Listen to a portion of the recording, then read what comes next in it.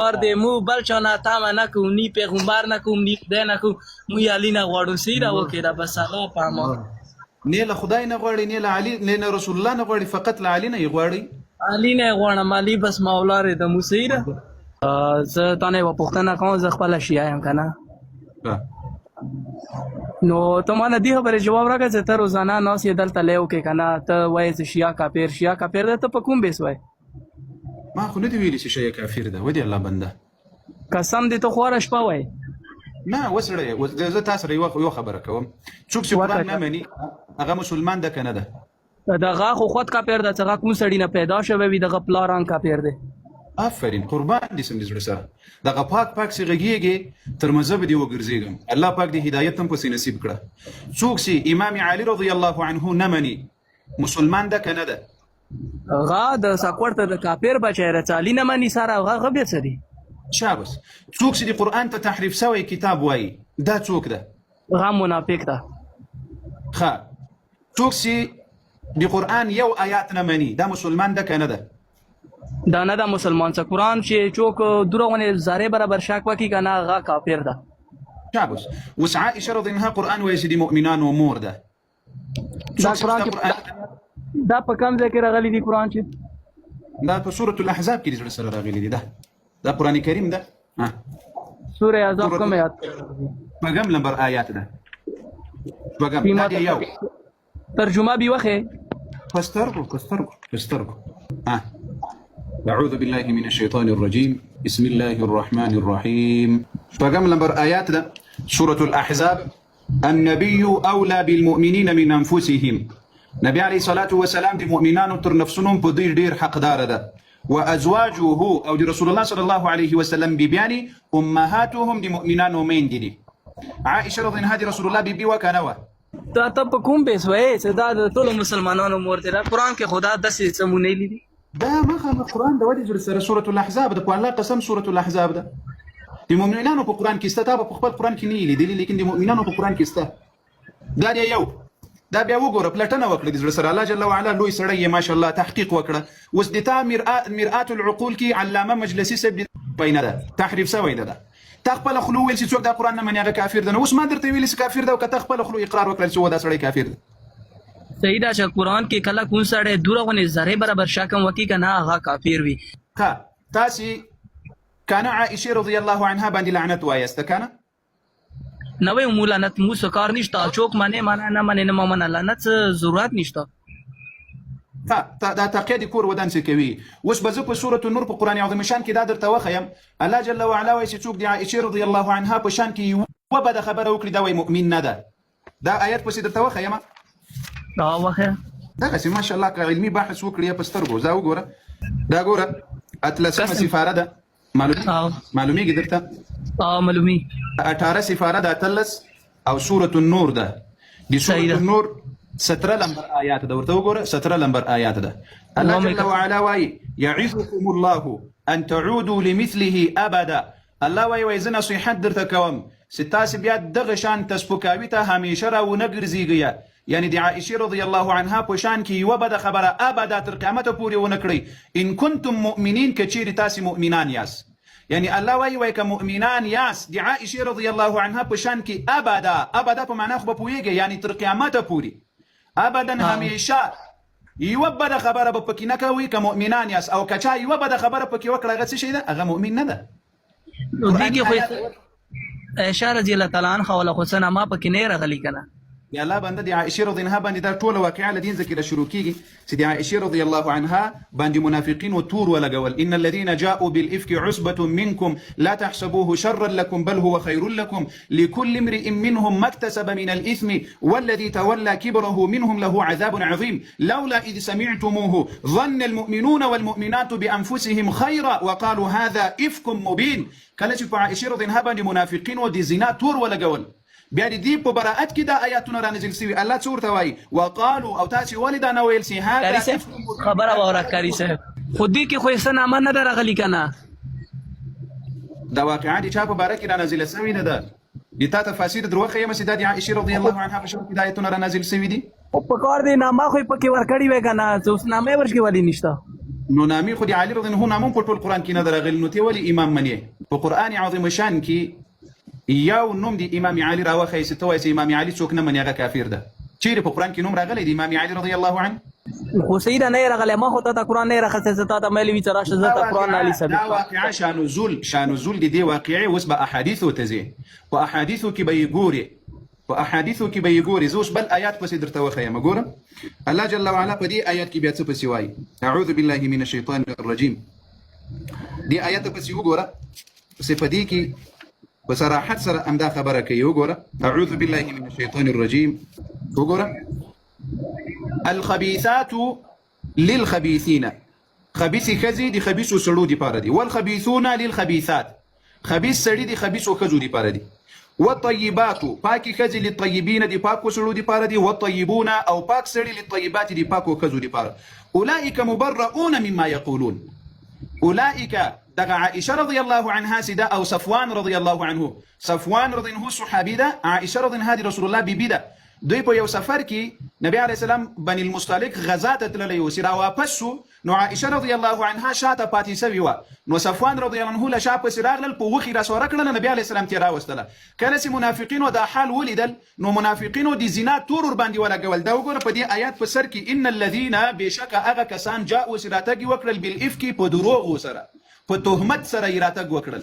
نو دلته الله ورته وایي چې اولئک مبرؤون، دغه دوه کسان عائشه او صفوان دا پاک دي مما یقولون لاغه چې دا منافقین وایي، لهم مغفره، دوی لپاره مغفرت ده د دې صفوان او د عائشه، ورزق کریم او په جنت کې عزتمن رزق ده.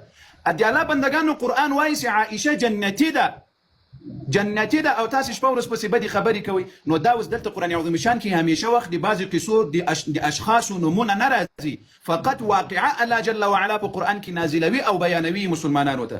بیا شان نزول ته زود رسول الله صلی الله علیه وسلم سیرت ته د قران شان نزول ته احادیث ته سدا واقعه د ام المؤمنین عائشه رضی الله عنها مبارکه را نازل شوی ده. سیدا کاری صاحب دا هو به زه وخت خو ته ما ته لګونه سکیفه والا کومه درغه وغه ته لګه ما ته بیان کا راځه کیسه وا د څه شي والا دا څکلا پیغمبر دنیا نه رحلات وککنه لاړ غاڅه کی سعودي جنازه کې دا حضرت عمر رضی الله تعالی عنہ، حضرت ابوبکر رضی الله تعالی عنہ دا پکې شامل و یا نه و؟ شامل و. دا واقعا خو ډیره وګړه په دې باندې ما تفصیلی بحث کړی. ان شاء الله چې کله می جواب درکړل بیا خو به زړه مطمئن کیږي، بیا خو به منی شارټ کټ کې ما نه جواب راکا کنه دا سکی په ته شي لاړ وو دا واغه دا څه کیسه و. سقيفه په کوم هیواد کې د زړه سره زسي یوري په حسم چې د تاسو سیرت کې معلومات ستکه نسته. سقيفه د بني ساعده په کوم هیواد کې؟ د مدینه کې ده، طائف کې ده، مکه کې ده، په کوم ځای کې ده؟ لکه دی مطلب دا رګه نه چې کله پیغمبر دنیا نه رحلات وکړ یو لړو خپل کې میټینګ وکړ چې مو به درخه ورز سره علي جان دا سقيفه د بني ساعده په مکه کې ده، په طائف کې ده، په یمن کې ده، په کوم ځای کې ده؟ دا ما د مطابق مدینه کې راځي. خاپ مدینه کې ده. شابس ګوره دا سقيفه د بني ساعده نه ده، دا د نبی عليه الصلاه والسلام اوس په حرم شریف کې ده، اوس زمانه نه ده، دا اوس په حرم شریف کې ده. د نبی عليه الصلاه والسلام د روضې په خوا کې ده. یعنی ما یو ورځ څو قدمونه واخیستل په یو دقیقه لار د نبی عليه السلام له روضې مبارکې نه تر سقيفه د بني ساعده. اوس په حرم مدینه کې امغه ځای ونی وسم پکې ولاړ دي، د تاریخي ځای پرې خېده، دا ډیر نږدې ځای ده. دا واقعا دا سپیل کسوه نبی عليه الصلاه والسلام د دوشنبه په سهار رحلت وکړل رفیق اعلی ته وفات شو. نو په دې وخت کې صحابه خبر شول. ابو بکر رضی الله عنه په خپل کور کې وو، هغه ته خبر ورکړل چې یا ابا بکر راشه رسول الله صلی الله علیه وسلم رحلت کړی ده. کله چې راغلل د عائشه رضی الله عنها کوټې ته ورغلل، کله چې ورغلل چې وی کتل نو رسول الله صلی الله علیه وسلم وفات شوی. ابو بکر رضی الله عنه نبی علیه السلام په تندي باندې خپل کړل وای ځوان دیم عزتمن و مرګ دیم عزتمن د لمرګ نه بعد به تاسو نور په عزتونو او په خوشحالي وکیه. اوس په دې وخت کې صحابه ډیر حیران ول. عمر رضی الله عنه تور راایستلی وای کچا دا خبره وکړه چې نبی علیه السلام وفات شوی سر ترې پرې کوم. علي رضی الله عنه پریشان او غمجن او خفو. عثمان رضی الله عنه خبرې نشوي کولای. د تا دی په خدای قسم چې د تا مور او پلار مړ سي، د تا دماغ کار کوي نه کوي کنه. نو کله چې رسول الله رحمت للعالمین صلی الله علیه وسلم رحلت وکړه د صحابه او بصحالو ته فکر وکړه، ځان سره فکر وکړه. په صحابه و ډیره د غم ورځوه، ډیره د پریشانی ورځوه. صحابه و د نبی مرګ نه ولیدلی، اهل بیت د نبی مرګ نه ولیدلی، اول واقعه د صحابه سره مخامخ کیږي چې رسول الله صلی الله علیه وسلم رحلت وکړ وفات شو. وس په دغه وخت ابو بکر رضی الله عنه او صحابه وتی ویل لویه مشهوره خطبه یې ورکړه چې اے مسلمانانو چا چې رسول الله عبادت کول رسول الله خو مړ شو، چا چې الله عبادت کول الله حي قیوم ذات دا سینه مرګ ور باندې راځي همیشه به الله ژوندی وي. نو دا لویه خطبه یې ورکړه د صحابه و زړونه مطمئن سول.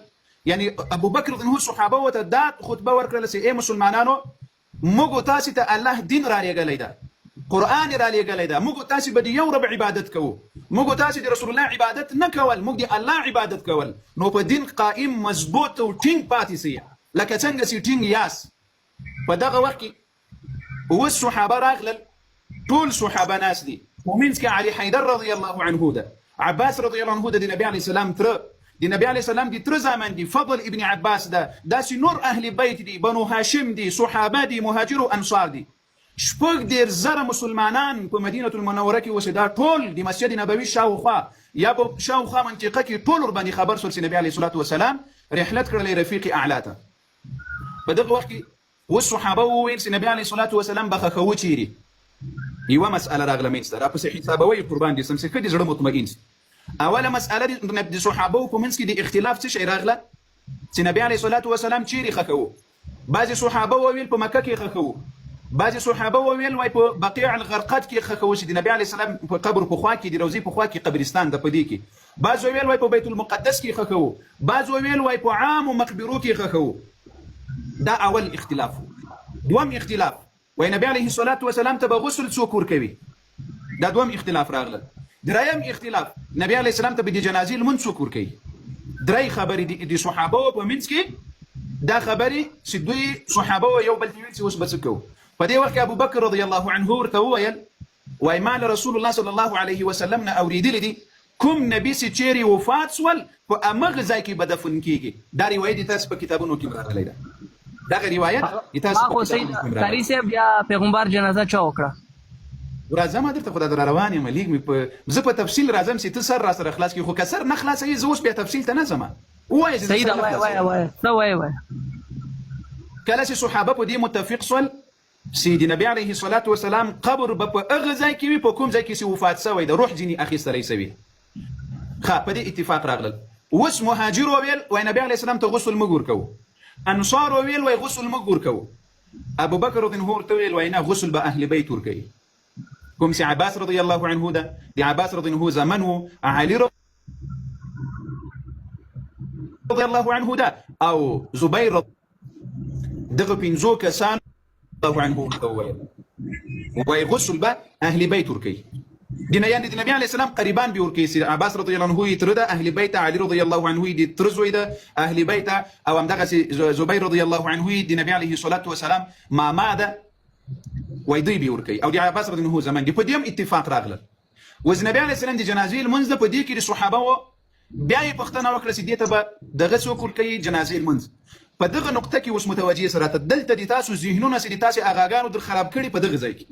کله چې ابو بکر رضی الله عنه ورته وویل چې علي او عباس او فضل ابن عباس او زبیر ابن العوام دا صحابه دي لاړ سي رسول الله صلی الله علیه وسلم ته د غسل ورکړي د عائشه رضی الله عنها په کوټه کې، هغه غسل ته لاړل. علي رضی الله عنه وارضاه علیه الصلاة والسلام دوی چې کله لاړل رسول الله صلی الله علیه وسلم ته په غسل شروع وکړله.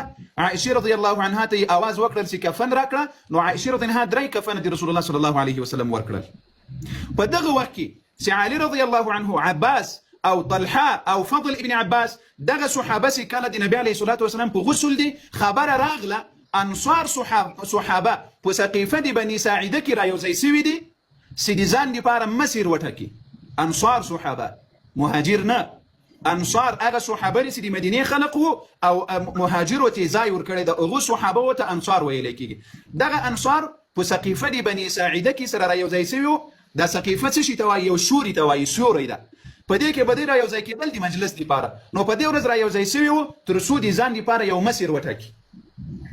دغه خبره راغله عبد الله ابن عمر رضی الله عنه راغله. عمر رضی الله عنه ته وویل، عمر رضی الله عنه، ابو بکر، ټول صحابه په ډیر خفګان کې د روضې شاوخوا را ناست دي، ځکه د عائشې رضی الله عنها په کوټه کې ځای نه و چې ډیرو کسانو نبی علیه السلام ته غسل ورکړی وای، ضرورت هم نه و، ځکه کوټه ډیره وړوکې وه، حجره د عائشې رضی الله عنها، فقط دغه 5-4 کسه صحابه پکې ځایېدل چې نبی علیه السلام ته غسل ورکړی وای، نور ټول صحابه د حجرې مبارکې شاوخوا ناست ول. دغه خبره چې راغله چې انصار صحابه په سقیفه د بني ساعده کې را یوځای سوي دي، دغه خبره عمر رضی الله عنه ابو بکر ته وروړه. ته ګوره د رسول الله صلی الله علیه وسلم په ځوان باندې ټول صحابه او د ابو بکر په مسیره باندې اقرار کړی و، ځکه د نبی علیه السلام په غسل کې څه اختلاف راغلل ابو بکر ته ورغلل، د نبی علیه السلام په جنازه کې څه اختلاف راغلل ابو بکر ته ورغلل، د نبی علیه السلام په قبر کې څه اختلاف راغلل ابو بکر ته ورغلل. اوس عمر رضی الله عنه راغلل ابو بکر ته ویل یا ابا بکر ادرک الناس، دغه خلق وګوره، یو مصیبت دی رسول الله دی وفات مصیبت ده، بل دغه مصیبت که اوس په مسلمانانو په منځ کې راغلل چې یو ډله مسلمانان به وایي چې د موږ مسیر ده، بل ډله مسلمانان به وایي د موږ مسیر ده، خو لوی مصیبت به د مسلمانانو په منځ کې را پیدا سي.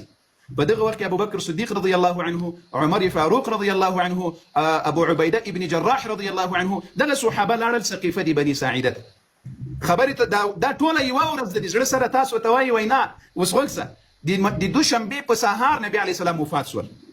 دغه سقیفه د بني ساعده د 9 بجو د اوس قیاس کړي د 9 بجو په ټیم باندې دغه واقعه منځته راغله چې انصار صحابه په سقیفه د بني ساعده کې را یوځای شوي. دا درې صحابه ابو بکر عمر او ابو عبیده ابن جراح رضی الله عنهم اجمعین چې ورې لاړل، ورې انصار صحابه را یوځای دي، او هغه وایي چې موږ نه به یو امیر یي او له تاسو مهاجرو به یو امیر یي. دا لویه خطبه ده په احادیثو کې راځي چې د دوی په منځ کې دا خبره راغلې. لنډه ده، اخیر کې الته د ټولو صحابه او د انصارو په دې فیصله وسوه چې رسول الله قریش و، نو د رسول الله خلیفه بم قریش وي، رسول الله مهاجر و، د رسول الله خلیفه بم مهاجر وي. نو زید رضی الله عنه جلیل القدر صحابي ده، دا انصاری صحابي ده، هغه دا خبره وکړه چې رسول الله مهاجر و او د خلیفه بم مهاجر وي، رسول الله قریشي و او بیا په قریشیانو کې چې د خپل کورنۍ ده نو د خلیفه بم قریشي وي.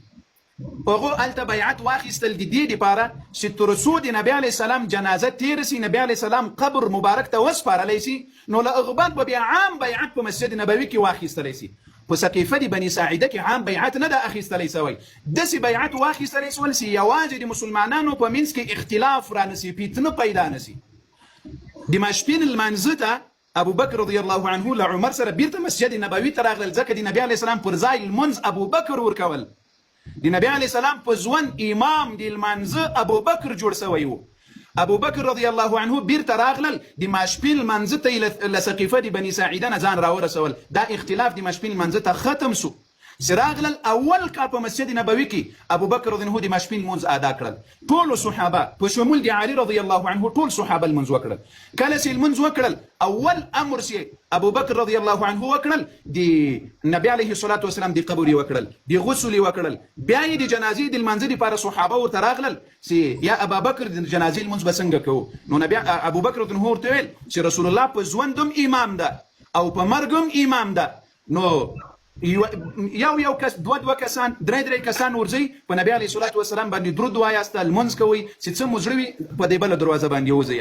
د جنازې امر ابو بکر ورکړی ده. بیا په اخیر کې ابو بکر رضی الله عنه و ارضاه له عمر سره له ډیرو صحابه وسره لاړل، د نبی علیه الصلاة والسلام جسم مبارک ته ودرېدل او دعا او د جنازې لمونځ وکړل.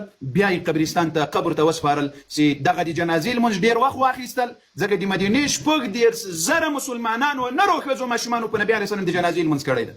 خدای نه ده کړی چې نبی علیه السلام جسم یې د باندې راوړی وي، نه، کوټې ته به خلق ورتلل، د عائشې رضی الله عنها حجرې ته 2 کسان 5 کسان په یو دروازه به ورتلل، په بله به وتل. د جنازې څو وخت واخیستل؟ د ماسپښین له لمانځه نه د دوشنبې ورځ وخت واخیستل تر ماښامه پورې، ځکه ماښام صحابه و د جنازې لمونځ ځکه نه کول چې دا د عایشې رضی الله عنها کوټه وه، عایشې رضی الله عنها به کوټې ته راتله. د سې شنبې په سهار بیا مسلمانانو د جنازې لمونځ شروع کړل، د چهارشنبې تر ماښامه، د چهارشنبې په ماښام باندې رسول الله صلی الله علیه وسلم قبر ته خاورو ته وسپارلی سول. دغه واقعه وه د سقیفه د بني ساعده قربان اسلام. که غواړئ چې له خپلو کتابونو یې درته وښیم او که غواړئ چې د موږ له کتابونو یې درته وښیم، ټولو به یې درته وښیم. خبره وره بسم الله، نور بحث مو بل څه نه کوم، خبره مو وره. لکه دنیا چې څوره ډېر مذهبونه لري که نه، بله شیعه سني خو اهل سنت او اهل تشیع خو نه دي، هندوان شته، عیسیان شته، انګریزان شته. سته شبې راشي شیعه اوسه بحث کې، نو دې څه مین مقصد تا څه دی؟ په سترګو د جواب درکوم د ما جواب په دنیا کې کنه ډیر مذهبونه شته کنه او هندوان شته کنه هندوان شته عیسیان شته دنیا مذهبونه لري سیکان شته اوس ته شیو سوالې بحثونه کوي خو ویله به سارمان یې څه کوي خپل کار یې دی پوه شوې په سترګو په دنیا کې هندوان او سیکان یهود او عیسویان وغیره وغیره دا ټول شته کوم یو کافر د رسول الله د بیبیانو د صحابه او توهین کړی دی یو راته ښودلی سي نشب ما ته څه پته لري هغو څه کار نشته هغو به څه له توهین کوي بس د موږ هم څه کار ورسره نشته ځکه د ما د رسول الله توهین نه کوي د ما د رسول الله د ناموس توهین نه کوي د ما د رسول الله د صحابه او توهین نه کوي موږ هم کار ورباندې نه لرو ته خو د رسول الله د اهل بیت او توهین کوي ته خو د رسول الله د صحابه او توهین کوي ته خو د رسول الله د بیبیانو د امهات المؤمنین او توهین کوي زه خو په تاسو کار نه لرم ما د خپل صحابه او دفاع ما خبره اوره ما خبره اوره لاس کې ټولې ګوتې برابر نه وي خو د تا کتابونه به زه خبره ما لا اخري سره یو خبره اوره لاس کې ټولې ګوتې برابر نه وي پوه شوې تقریبا اوتا نه کې کور مې کې جلسه وشوه کله هم یې کافر شیا کافر یعنی دا اوس ته ما تا کوم کتاب نه ثابت کوي چې ټول شیا کافر دي ابو بکر رضی الله عنه مسلمانو او مسلمان عمر رضی الله عنه مسلمان واو د تاسو ټولو کتابونه عمر رضی الله عنه ته کافر ویلی ده ولی ویلی ده کوم کتاب کې ویلي دی اوله خو راته کا کنه بس بیا صبر ته ما خپل کتاب تر حواله ما خبره وره لکه شیاو نه زدنیا زه په خپل کتاب کې عمر رضی الله عنه کافر وایم په خپل کتاب کې ما خبره وره کنه اوس پرې ته ما ته د یو اهل تشی ولا یو د مولار تا کا یاد چې کاری صاحب يرتا کا څغاله او کې ناس وی یعنی د چا مذهب یا یو کاست او خینی کړوي بنزوس د ما دي کلمې کنځلې مو کړي قران ته مو کنځلې کړي الله بنده وای د ما ایمان او عقیده ده سی وای موږ وای په صحابه او لعنت وای په عائشه او حفصه باندې لعنت دا وای د موږ ایمان او عقیده ده په زرګونو د موږ د اکاونټ ته مې درته نشر کړي صحابه او نمو سرونه جار صحابه او نمو تاکم یو دقیقه تاوي صبر تاويل سمات د ما کتاب وخه دا د تا مکتبه ده مکتبه الشيعه بحار الانوار ده علامه مجلسي د سم جلد دريسه او یو اتیا صفحه ده ولي حواله در سره بحار الانوار دا د تالوي محدث علامه مجلسي دير سم جلده دريسه ويو اتيا صفحه ده ديته وقرا وعن حكيم بن جبير عنه عليه السلام مثله وزاد فلا غفر الله لهما دا يو روايه سي ابو بكر وعمر تدي الله بخلونك دا بل روايه وقرا عن ابي علي الخراساني عن مولاه لعلي بن الحسين عليهم السلام دا يو خادم دي زين العابدين عليه السلام قال كنت معه عليه السلام في بعض خلواته وبازي سیدای به مصروف نو په داسې وختونو کې زله د سره ومه نو ما ورته وی سړي ما په تا باندې حق ده آیات ما نه خبروي عن هذين الرجلين عن ابي بكر وعمر لدي ابو بكر ولا عمر ما نه خبروي نو فقال و امام راتويل كافران دا دوړه کافران ول ابو بكر وعمر او كافر من احبهما او څوک محبت ورسره کې غم کافر بحار الانوار دتا مکتبه ده دتا لوی محدث مجلسي وای دتا په دی خو نه بدیږي چې ته د رسول الله یاران وته د اهل بیت او زم ته عمر بن هدا غته کافر وایسه په دې مخانه بدیږي او تا ته څوک وایسه شیا کافر بیا دی خو بدیږي مل 40 45 منټ وشو زدل تناس مو سره پرې وا غلطه خبره کړې ده ګور دی ودان موږ ته کړي غلطه خبره موږ درته کړي تاسو ماته نه کړي خو لکه زدا وایم غنا مؤمن مسراره کوي صاحب قیامت رشتاره حساب کتاب بکیږي خب بعد هر څه خدای خپل کسي نو یعنی هیڅ ضرورت هم نشته مثال دی به سونه کې شیاو سه کې یا خپل چې نه ځانه ته چې نه اهل سنت خپل خلکو ته تاسو ورکا یو دقیقه صبر علي جان څوک په دې دنیا کې د علي رضی الله عنه توهین او سپکاوي کې موږ تاسو به دفاع کوو کبه نه کوو کوم به ولې د قیامت ورسته پرې د شخو بد په ورځ قیامت الله کوي ولې په دنیا کې دفاع کوي یاره اوس څه خپويږي کنه کاری سیفټي وی خبره نه پاسو جوړیږي خه کارنر نو ولې سله کې الله اکبر یا رسول الله صلی الله علیه وسلم چې کله قران کو مکه ته راوړل او په ټوله مکه کې د تاسو په نسبت باندې فساد جوړ شو رسول الله صلی الله علیه وسلم تر قران تر دعوت تیر شو او کې قران دعوت وکړل او کې ویل څنګه کوم فساد جوړي غا پیغمبر و غا د خدای پیغمبر و غا ولین هیرین و غا ما ته قران سوای کنتم خیر امه اخرجت للناس تأمرون بالمعروف نکیته به خلق را بولی دین دعوت بکوي تاسو داسې امت یا زدي رسول الله امتي من رسول الله صلی الله علیه وسلم یو امتي په شکل باندې مسلمانان وته دي صحابه او دي اهل بیت او دي قران دي امهات المؤمنین او دفاع کو د دین راته وای قران می راته وای رب راته داری صاحب تا ډېره مننه بس زه د نڅم او ما ته یوه خبره واوره پوه شوې دی دنیا کې دی کنه دی دنیا غي دنیا ټوټل جهانونو کې صرف علي دې موش یا علي منو موي دته منو کنه چې مو بل شو غتی نشوم علي جان ما درته ویلي چې علي ما درته ویلي تا نر یلی بسو کې رم خپل څه تا ویلې شو تا نم څه واوریدو تا ډېره مننه بس مو صرف علي منو مو پتی دنیا غي دنیا قیامت یا مو علي پکار دی مو بل چا نه تا نه کو ني پیغمبر نه کو ني خدای نه کو مو علي نه غواړو سیدا وکړه بس هغه پامه نه له خدای نه غواړي نه له علي نه له رسول الله نه غواړي فقط له علي نه غواړي علي نه غواړم علي بس مولا رې د مسیره ورزه مسلمانانو غږمو مسلمانانو دین نقطې ته مو فهمو کوم فهم نو سوای نه له خدای غواړو نه له رسول الله غواړو وای له چا نه غواړو له علي نه غواړو